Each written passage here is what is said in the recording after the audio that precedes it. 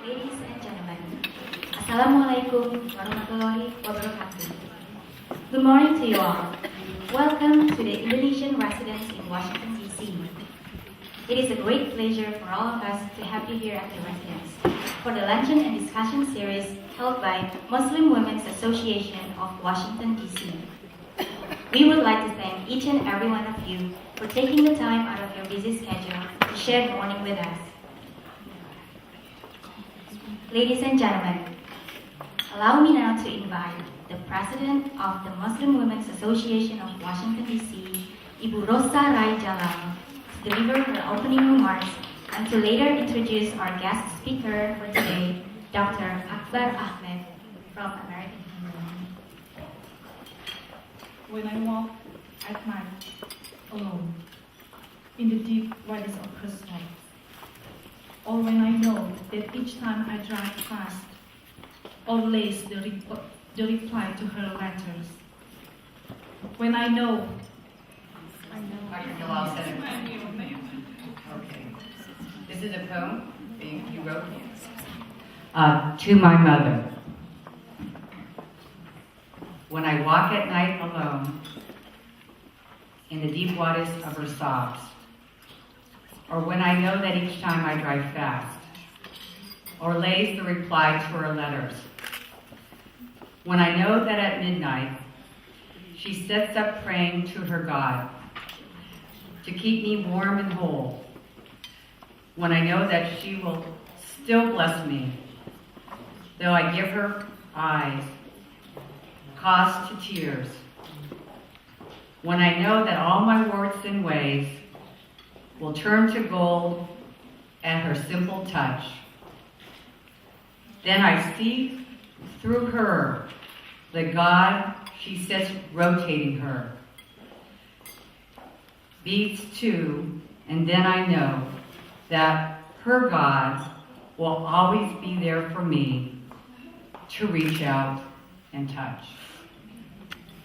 Assalamualaikum warahmatullahi wabarakatuh. Good afternoon.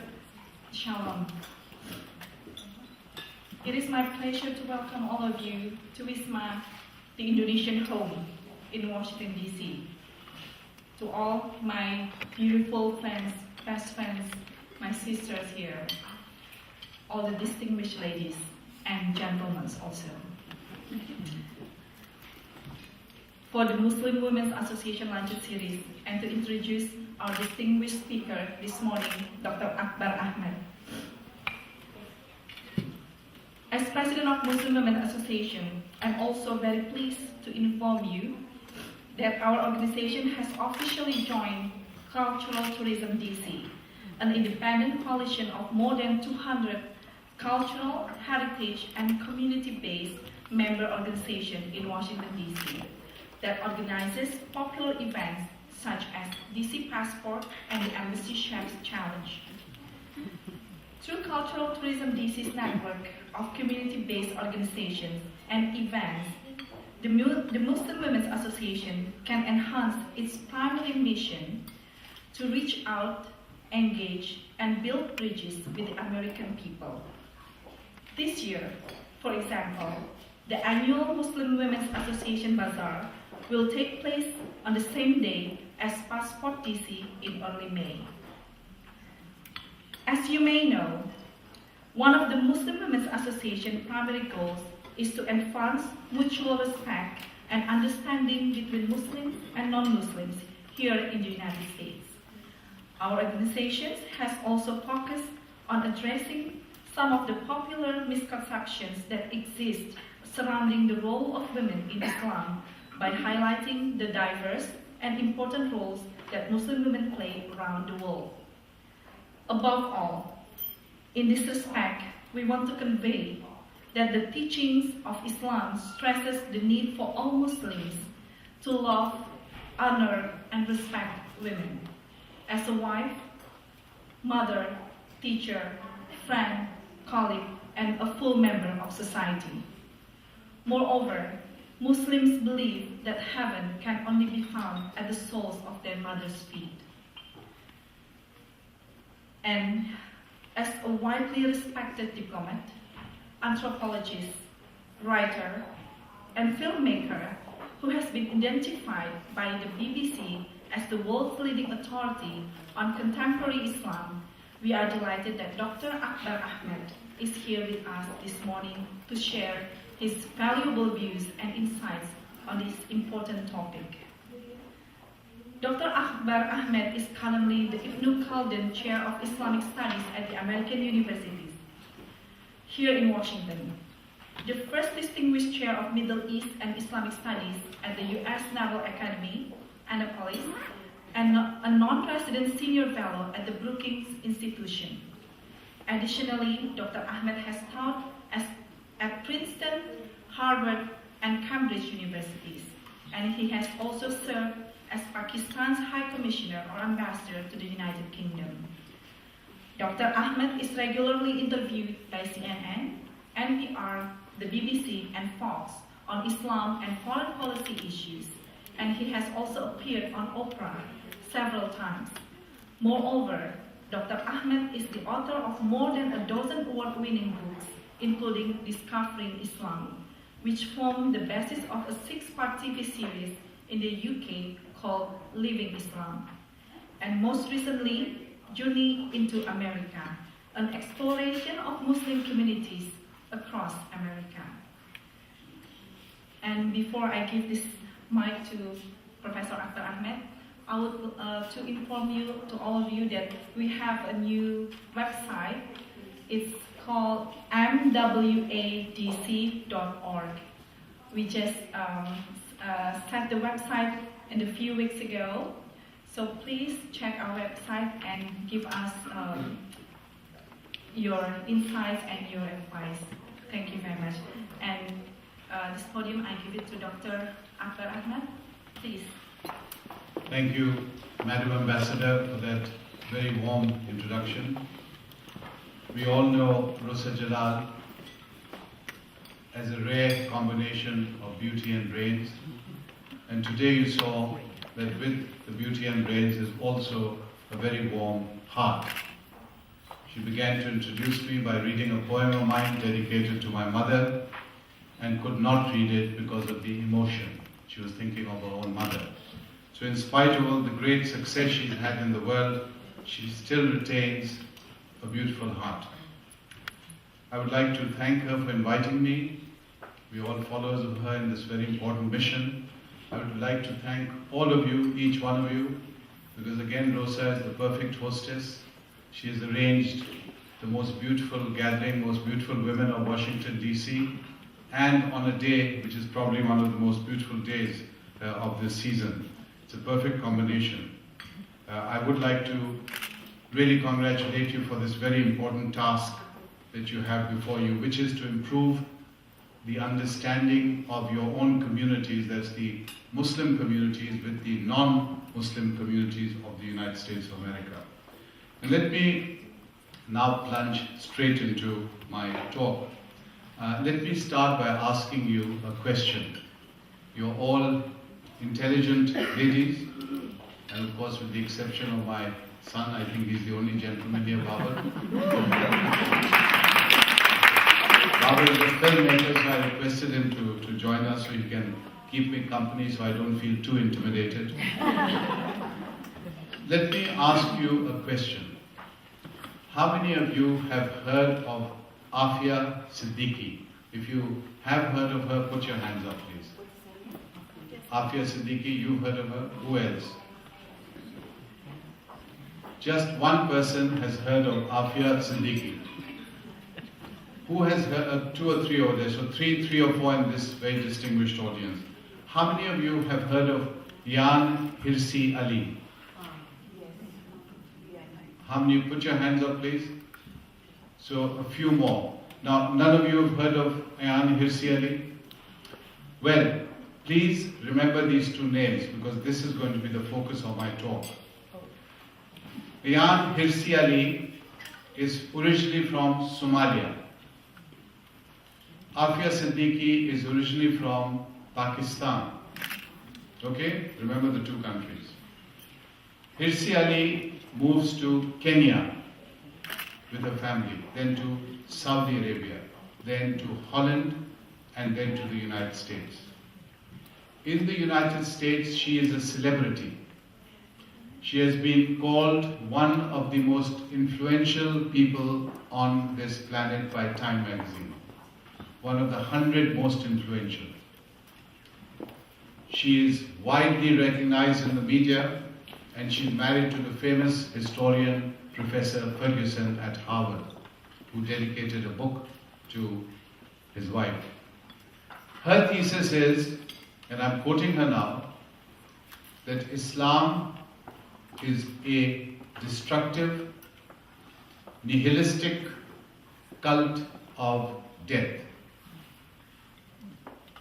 Now, as opposed to her, Afia Siddiqui grows up in Pakistan, comes to the United States, MIT in Boston, gets a PhD, and then goes back and joins the war against the United States, and ends up being captured in Afghanistan and brought to the United States, tried and sentenced for 86 years, where she is now serving a sentence in prison.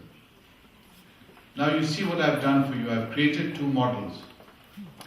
And recently, last weekend, you may have seen C-SPAN, book notes. I interviewed an author called Deborah Scroggins, who's written a book on these two. The book is called Wanted Women. And she takes the lives of these two Muslim women. Hirsi Ali, by the way, is no longer Muslim because she says Islam is an evil system and religion, and I reject it. I have nothing to do with Islam. It should be abolished. Afia Siddiqui fights for Islam and lands up in jail. So this book focused on these two women, and I had the privilege of interviewing her for C-SPAN, and that interview was broadcast 3 times over the weekend and will be broadcast again this Sunday. So if you're free that evening, look out for the interview. It's called Book Notes C-SPAN. Now, I asked her this question. I said, most Americans are really curious about Islam, as you know. They want to know about Islam. They're confused about Islam. They see Islam as a very controversial religion. Someone says one thing, someone says something else. Muslims say we are a religion of peace, as Rosa says all the time. But how many Americans really believe that? They point to the events on 9/11. They point to the events happening in the Muslim world. They point to events in Syria, where Muslims are killing Muslims. A Muslim army, tanks, helicopters, is shooting to death ordinary civilians, women, children. We see it on our television screens. So how can you then say Islam is a religion of peace? These are the questions they have. So when Americans read a book like this is the question I asked Deborah Scroggins, the author, they're going to see 2 poles of Islam. One, a Muslim woman who rejects Islam, who says, I want nothing to do with Islam. And the other woman who says, I'm going to fight for Islam, and I may even have to be violent on the cause of Islam. So where is the middle pole of this tent? If the Muslim world is a tent, a big tent, you have pointed out 2 extreme poles. Where's the pole in the middle? That is missing. That pole is you. That pole is mainstream Muslim women. And I pointed out these Muslim women in the middle. Thousands and thousands of women like you, who symbolize Islam, and you balance modernity and you balance tradition.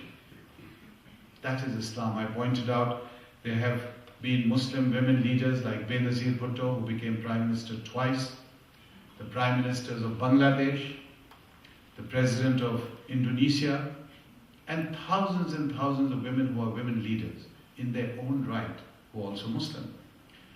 Now, by not seeing this, there is a danger in America of just seeing the 2 poles.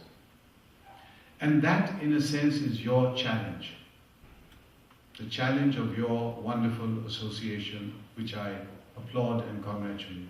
That is your challenge. Your challenge is to engage in the debate with America on a serious level, on a high level, on an intellectual level.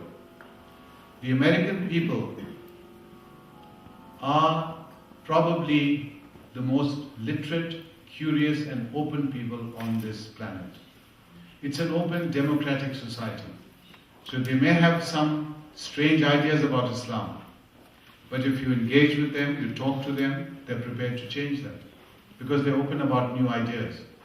The challenge is to present the ideas out there in a meaningful way. Now, I'm mentioning this because it's been over 10 years since 9/11. And 10 years later, my impression is that the questions that remained about Islam, which came out straight after 9/11, why do they hate us? Why do Muslims hate us? Why do Muslims treat women so badly? Where are the moderates in Islam? These questions have been asked again and again and again, and they're still being asked. Because they're being asked, there's a failure somewhere. And that is your challenge. As Muslim leaders with their non-Muslim friends, and I'm delighted there's so many non-Muslims here today, the challenge is to bridge this gap. Why is it important to Americans? And let me address the Americans in the audience. Americans cannot, and Mary, I hope you'll pass this on to your husband, Americans cannot divorce the knowledge of Islam from the world they live in. The luxury of being isolated on this continent is over. And think about it. Today, you have hundreds of thousands of American troops. Even today, Afghanistan, still in Iraq, engagement with Pakistan, with Somalia, with the Philippines, literally across the world. Muslims constitute 1.5 billion people on this planet. That means 1 out of 4 people on this planet are Muslim. Indonesia, as we know, is the largest Muslim nation. And Islam will be, whether you like it or you don't like it, you love it or you hate it, Islam will be there as a player. And because the world is changing all the time, already you're seeing the world change. There are new powers emerging, new giants emerging, China is emerging. Russia is beginning to sound very aggressive and threatening. Already Russia is challenging the West in certain ways. India is emerging as a major power. Because of this new world that is emerging into the next decade, the United States will have to be very, very diplomatic in realigning its position on the world stage. The United States of 2001 and the United States of this next round, whoever the President of the United States will be a very different United States. The old answers will no longer do. And the relationship with Islam becomes crucial. The United States cannot just go marching in and taking over other countries and sending in armies because there is no more money left. The United States is in trillions of dollars of debt. Trillions of dollars. People are fed up of the war. Afghanistan is the longest war in American history. And Americans, as I said, want to know about Islam. And this is where you come in. This is where you fill the gap in knowledge. And if you succeed, you're able to narrow the gap between Muslims and non-Muslims in the United States. I have been, since 9/11, literally the next day, on the road non-stop in this exercise. I have been to campuses and think tanks and the Pentagon and the White House and the State Department and all over the United States promoting dialogue between Jews, Muslims, Christians and Hindus and Buddhists. This has been almost a mission for me for the last decade. And my closest supporters and friends in Washington is the senior rabbi of the Washington Hebrew congregation, Bruce Lustig, and the former bishop, Bishop John Chain, who's just left at the National Cathedral. And the three of us did many, many, many Abrahamic movements and initiatives together. And all three of us felt, after 10 years, that there's a long way still to go. A long way to go. And you can help fill that gap. It's the women who must now enter the field and take the field. And I'm delighted that your organization is conscious of it and aiming in that direction.